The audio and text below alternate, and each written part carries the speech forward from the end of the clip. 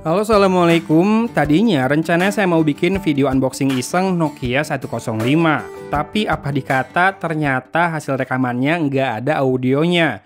Jadi sekarang saya voice over ngedubbing video unboxing saya sendiri ya.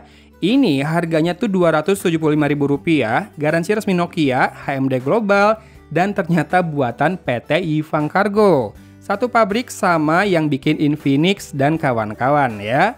Tersedia dalam 3 pilihan warna, saya putuskan untuk beli yang warna cyan, sisanya ada warna hitam dan juga merah marun. Untuk jaringannya, ternyata dia masih 2G ya tetap, jadi kalau kamu buat teleponan sama SMS-an aja udah cukup sih sebetulnya, cuma sinyalnya atau kecepatannya ya segitu-gitu aja. Nah, kita bisa lihat di bagian belakang kardusnya ini ada beberapa fitur yang dimunculkan. Yang pertama, dia bisa wireless FM radio tanpa pakai headset. Jadi kamu bisa pakai loudspeakernya langsung buat dengerin radio, nggak perlu tambahan antena headset. Saya sudah coba langsung pas unboxing, dapat siaran radio Cimahi dan Bandung. Masih bagus ya, masih cukup jernih meskipun tanpa tambahan headset. Dikatakan sih sama handphone ini, kalau mau lebih bagus penangkapan sinyalnya, colokin headset ya buat bantuin jadi antena.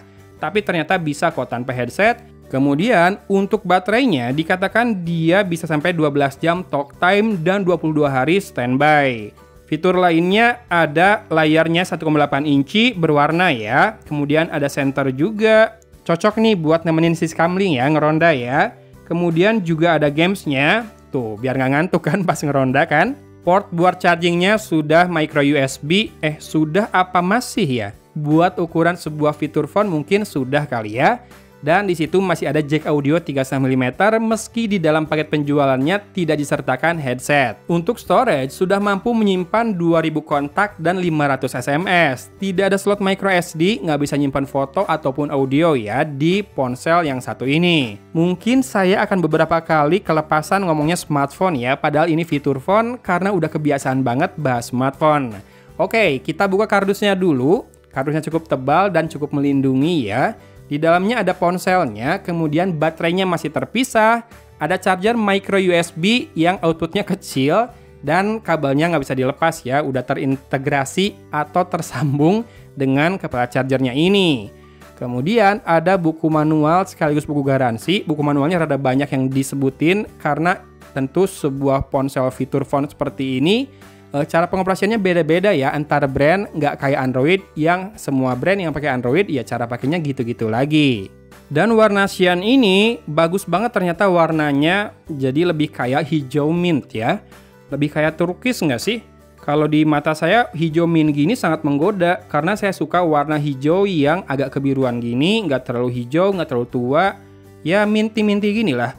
Dengan aksen warna navy. Ya, jadi ada garis navy yang membelah back cover dan front covernya.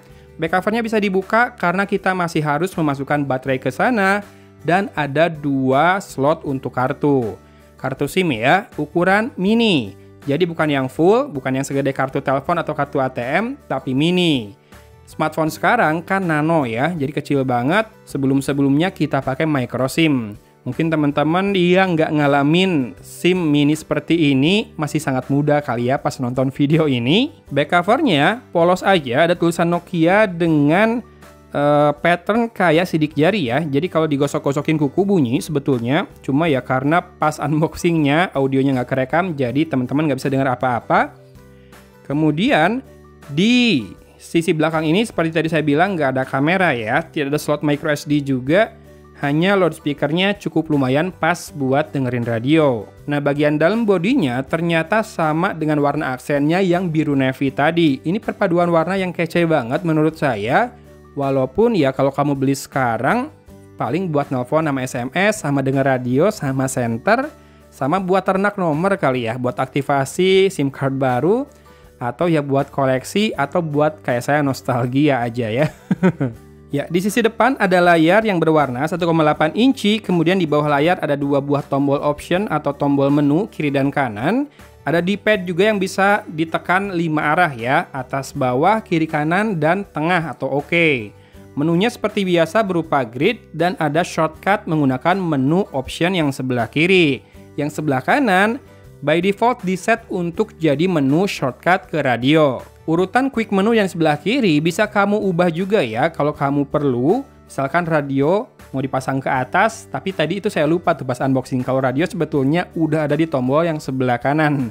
Jadi kiri radio, kanan radio ya. Buat si anak paling radio banget nih kayaknya nih.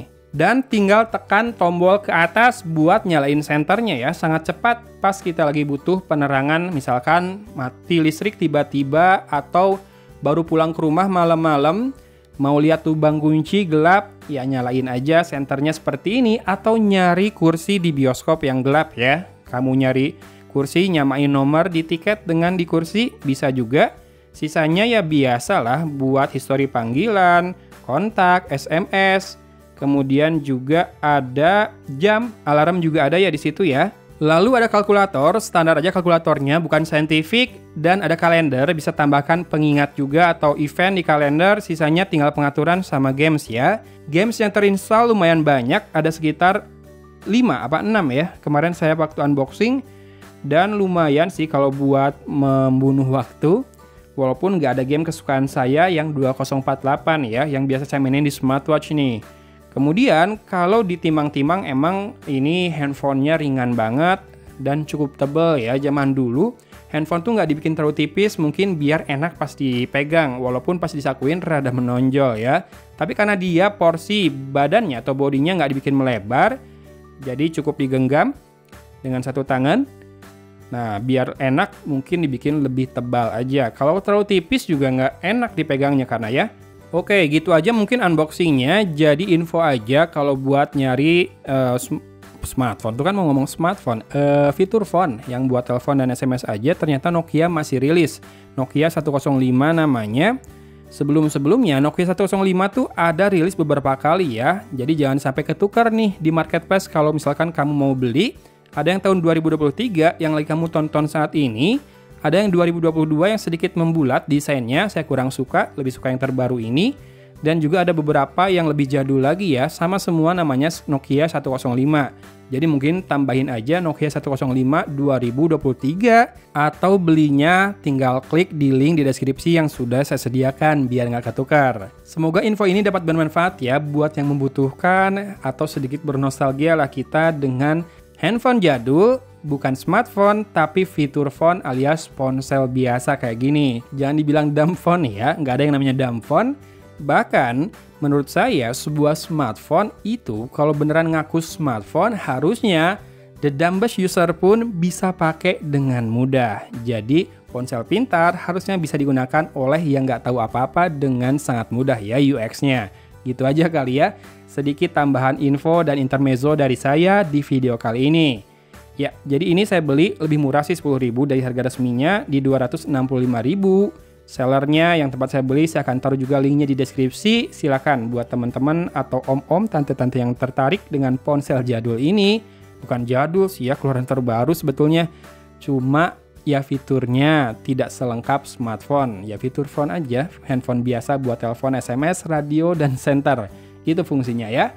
275.000 harga resminya. Silakan sekali lagi cek linknya di deskripsi. Dari Kota Cimahi, saya pamit undur diri. Wassalamualaikum warahmatullahi wabarakatuh.